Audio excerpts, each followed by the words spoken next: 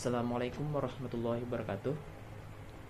Perkenalkan, nama saya Muhammad Rizky Pratama, Prodi Manajemen Dakwah semester 6.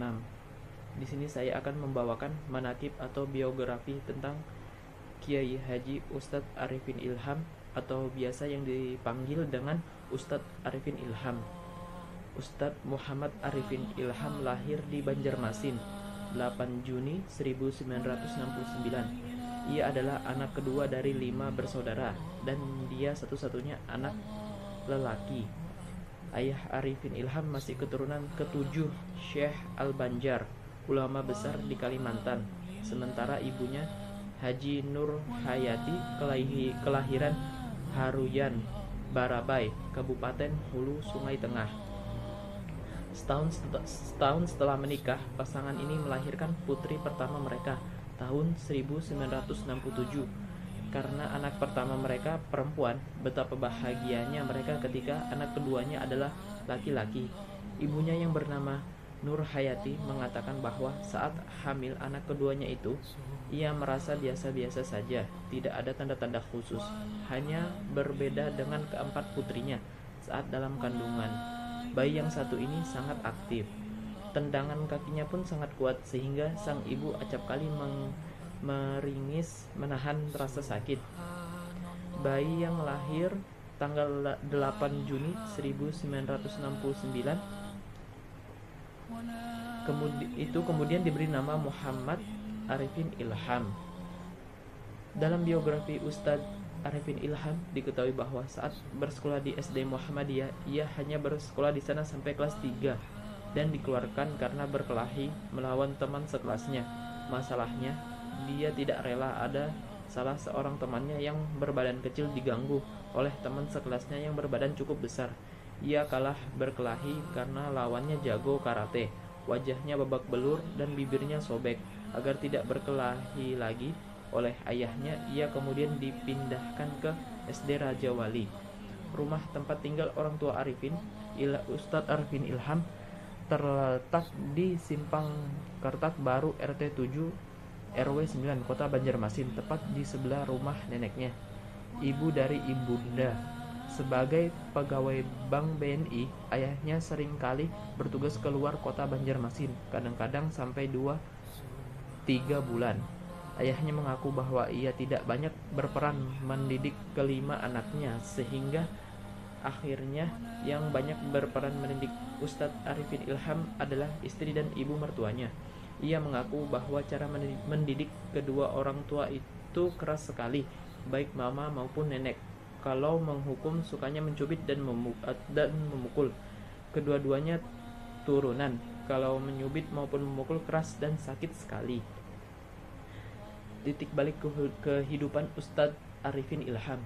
Ustadz Arifin Ilham termasuk seorang penyayang binatang. Di rumah ibu angkatnya di Jakarta, ia banyak memelihara binatang, antara lain burung hantu, kera, dan ayam kate.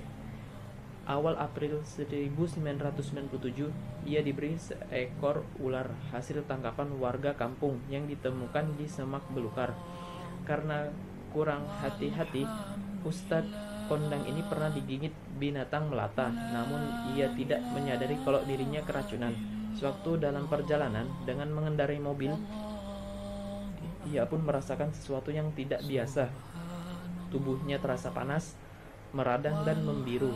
Melihat keadaan Ustadz Arifin Ilham yang demikian, ibu angkatnya mengambil alih kemudi menuju rumah sakit terdekat.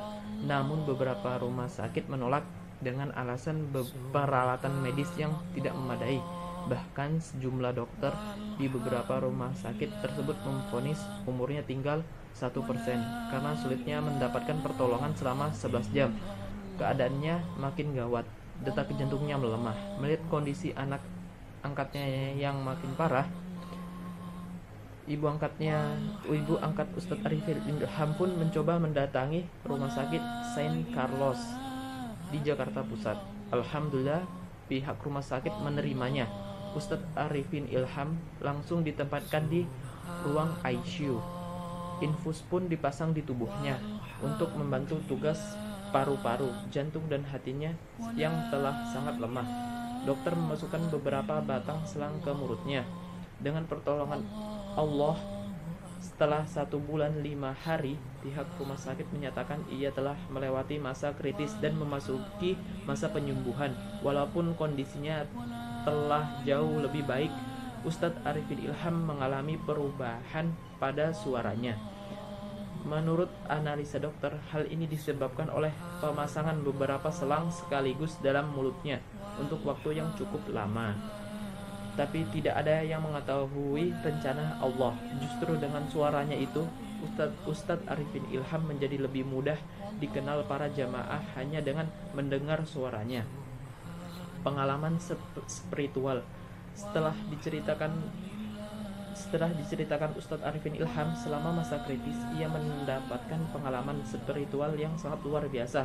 Di dalam bawah sadarnya ia merasa bahwa di sebuah kampung yang sangat sunyi dan sepi, setelah berjalan-jalan sekeliling kampung, ditemuinya sebuah masjid yang kemudian dimasukinya. Di dalam masjid ternyata sudah menunggu 3 saf jamaah dengan mengenakan pakaian putih. Salah satu jamaah kemudian memintanya memimpin mereka berzikir, mengingat Allah Subhanahu wa Ta'ala. Keesokan harinya ia kembali bermimpi, hanya saja sedikit berbeda. Kali ini ia merasa berada di tengah kampung yang penduduknya berlarian ketakutan karena kedatangan beberapa orang yang dianggap sebagai jelmaan setan. Melihat kehadirannya, para penduduk pun berteriak dan meminta dirinya menjadi penolong mereka mengusir setan-setan tersebut. Hari berikutnya ia kembali bermimpi. Kali ini ia diminta oleh seorang bapak untuk mengobati istrinya yang sedang kesurupan. Mendengar permintaan bapak tersebut, Ustadz Arifin Ilham bergegas. Tapi Allah berkehendak lain. Istrinya ternyata telah meninggal sebelum sempat ditolong Ustadz Arifin Ilham. Berbekal pengalaman-pengalaman gaib yang ia alami, Ustadz Arifin Ilham pun memantapkan hatinya untuk menjadi pengingat manusia agar tidak lupa berzikir. Menjadi penceramah. Banyak kegiatan yang dilakukannya. Salah satu yang paling berkesan adalah memimpin zikir untuk para narapidana di Cipinang. Menurut Ustadz Arifin Ilham, kegiatan ini memberikan dampak yang sangat dalam sehingga banyak di antara narapidana tidak sanggup membendung air matanya, menyesali dosa-dosanya. Meskipun banyak hujatan, pendiri majelis zikir Az-Zikra ini juga telah melakukan zikir di Lapas Nusa Kambangan yang antara lain juga diikuti oleh Tommy Soeharto. Kebiasaan Ustadz Arifin Ilham.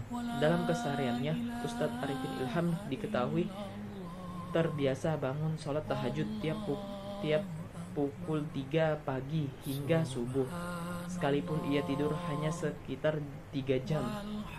Tiap saat berada di kendaraan menuju tempat acara zikir, ia menyempatkan diri untuk tidur di mobil. Setiap acara zikir yang dipimpinnya selalu dipadati jamaah dari berbagai kalangan dan status. Minimal pemandangan ini tampak ketika ia memimpin zikir di Masjid Al-Amr Bitaqwa di perumahan Mampang Indah 2 Depok. Dan yang terakhir, Ustadz Arifin meninggal dunia. Pendiri majelis zikir Az-Zikra ini diketahui menderita penyakit kanker kelenjar getah bening. Ia diketahui beberapa kali masuk rumah sakit karena penyakit kankernya di rumah sakit di Malaysia. Ustadz Arifin Ilham meninggal dunia di rumah sakit Penang, Malaysia pada tanggal 22 Mei 2019 pada pukul 23.20 waktu Malaysia. Sebelum meninggal, Ustadz Arifin Ilham sempat menuliskan wasiat yang menyebutkan bahwa ketika wafat ia ingin dimakamkan di dekat sebuah masjid di wilayah Gunung Sindur, Bogor, Jawa Barat, serta ingin disolatkan sebanyak 2 kali di 2 masjid yang berbeda. Mungkin itu saja yang saya dapat sampaikan tentang manaqib atau biografi Ustadz Arifin Ilham. Kurang dan lebihnya mohon dimaafkan. Assalamualaikum warahmatullahi wabarakatuh.